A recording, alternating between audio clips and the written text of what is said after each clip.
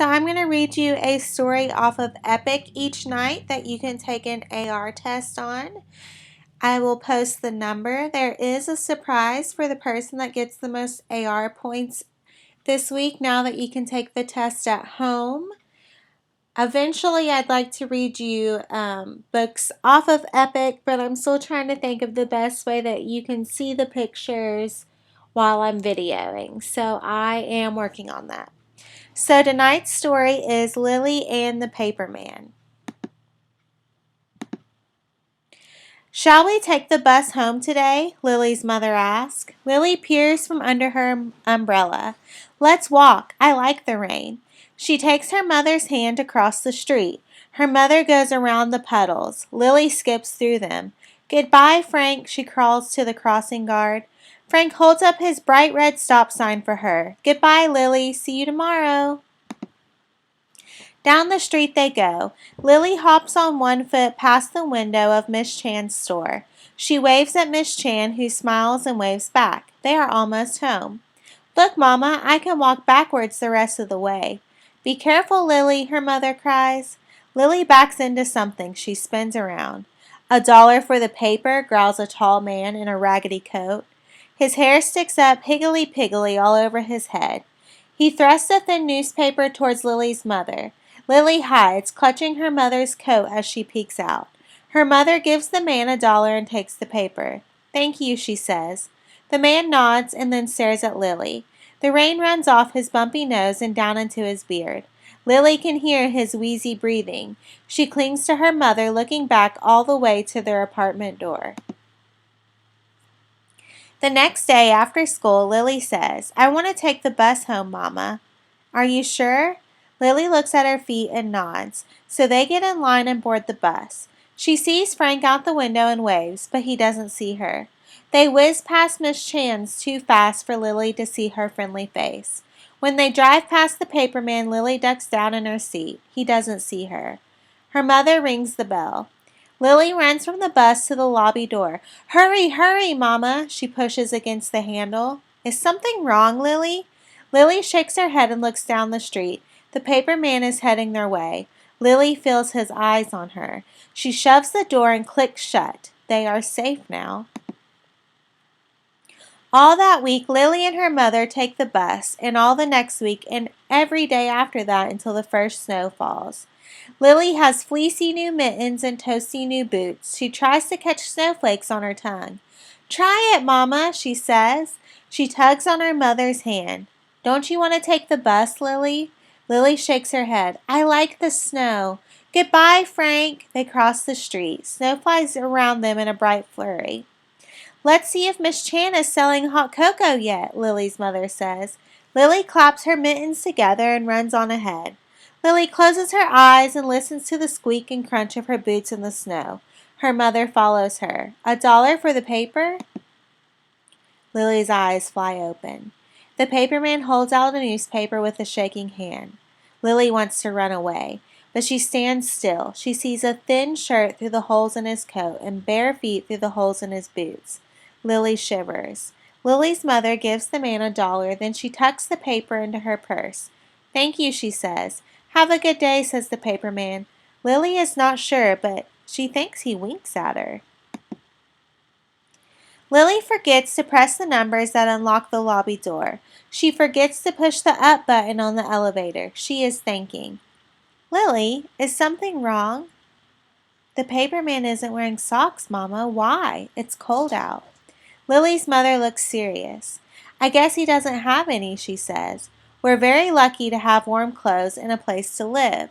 Lily is quiet after that and holds her mother's hand all the way to their apartment. On Saturday, Lily goes out with her father to buy milk at Miss Chan's. The paperman is on the corner. He has no hat and his ears are red from the cold. Lily's father stops to buy a paper.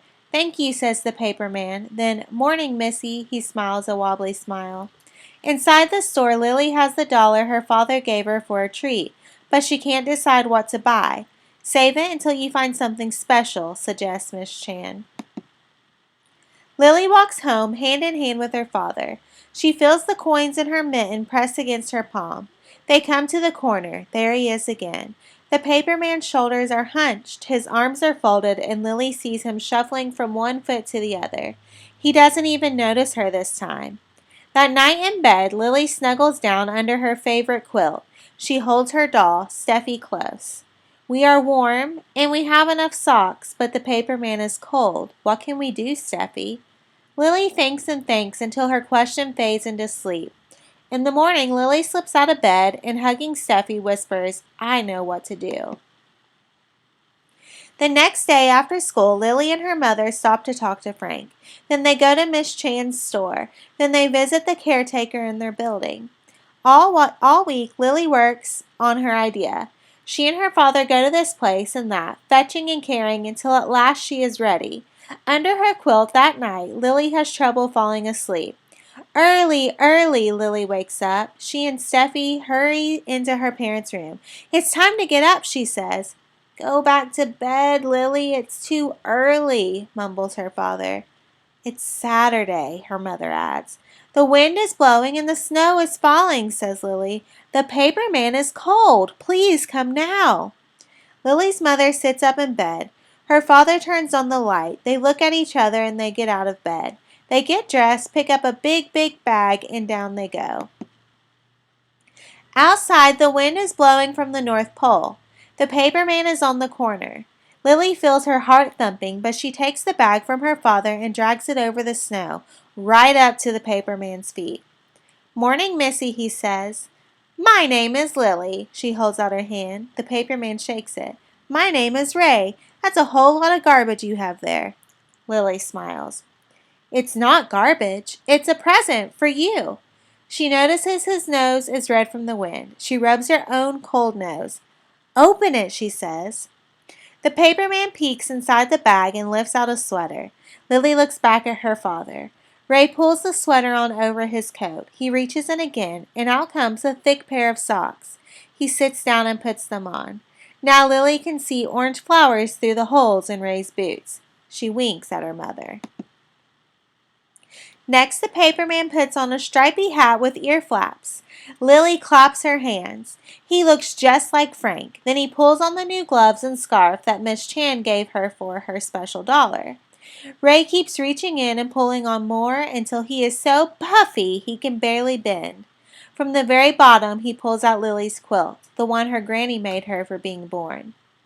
The paperman holds it up and looks at the stars and elephants and turtles. Lilly tries to smile, but it is her very favorite quilt. The paperman wraps it around himself. Thank you, Lilly, he says softly. Now you are warm, she says, past the lump in her throat. I'm warmer than I've been for a long, long time. His eyes sparkle. He smiles the biggest smile Lilly has ever seen. Suddenly, she can smile again, too. The paperman is warm, says Lilly, as she and her parents walk home. In the lobby, Lilly presses her nose against the frosty window and looks out. The paperman waves at her. He is still smiling. Happily, Lilly waves back. What a nice thing that Lilly did for the paperman. Alright guys, I'm going to post this video and the number for the book. I hope that you are able to take a test on it. Again, there's a special surprise for the person that gets the most AR test this week. So make sure that you are trying your best on your AR test. Thanks, guys.